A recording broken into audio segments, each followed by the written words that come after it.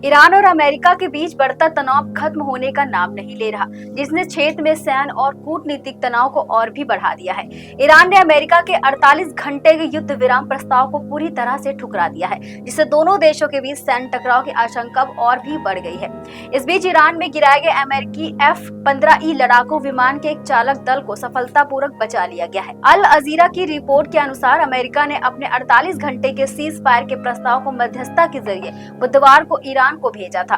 हालांकि ईरान ने इस प्रस्ताव को औपचारिक रूप से खारिज कर दिया है। रिपोर्ट में यह भी कहा गया है कि कूटनीतिक प्रयास विफल होने के बाद क्षेत्र में सैन्य टकराव की आशंका तेज हो गई है। CNN की रिपोर्ट की अगर माने तो अमेरिकी सेना ने ईरान के ऊपर गिराए गए एक लड़ाकू विमान के चालक दल में से एक सदस्य को सुरक्षित तरीके से बचाया है।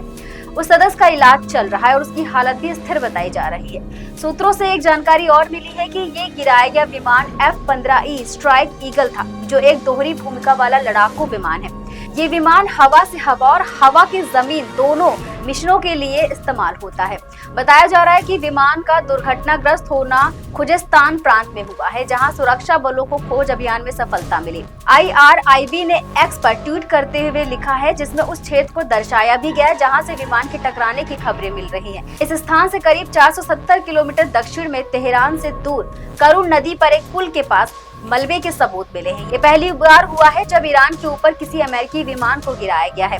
घटना के बाद अमेरिकी सेना और व्हाइट हाउस ने अभी तक पायलटों की स्थिति या दुर्घटना के कारणों पर कोई भी आधिकारिक बयान नहीं दिया है, लेकिन ईरान का ये दावा है कि जैसे जैसे जानकारी स्पष्ट होगी, पायलटों की स्थिति का भी पता चल जाएगा।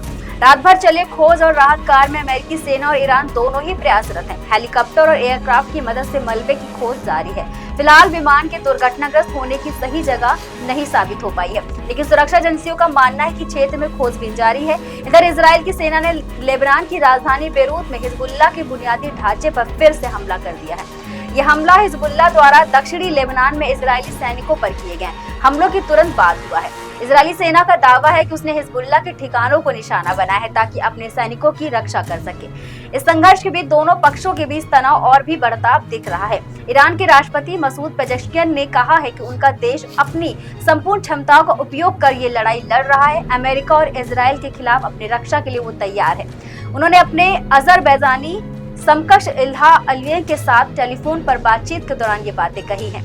पेजेश्कियन ने जोर दिया है कि ईरान अपनी रक्षा के लिए सभी संसाधनों का उपयोग करेगा और किसी भी हमले का जवाब डट कर देगा। वहीं ईरान के विदेश मंत्री सैयद अब्बास अराक्ची ने अमेरिका पर तंज कसते हुए पूछा है कि क्या अमेरिकी राष्ट्रपति डोनाल्ड ट्रंप वाकई ईरान को पाषाण युग में वापस ले जाना चाहते हैं। उन्होंने अपने एक पोस्ट में कहा है कि वर्तमान समय और पाषाण युग में बहुत बड़ा फर्क है, लेकिन उस समय पश्चिम एशिया में तेल का उत्पादन नहीं हो रहा था। देश विदेश से जुड़ी और खबरों के लिए देखते रहिए दैनिक भास्कर। नमस्कार।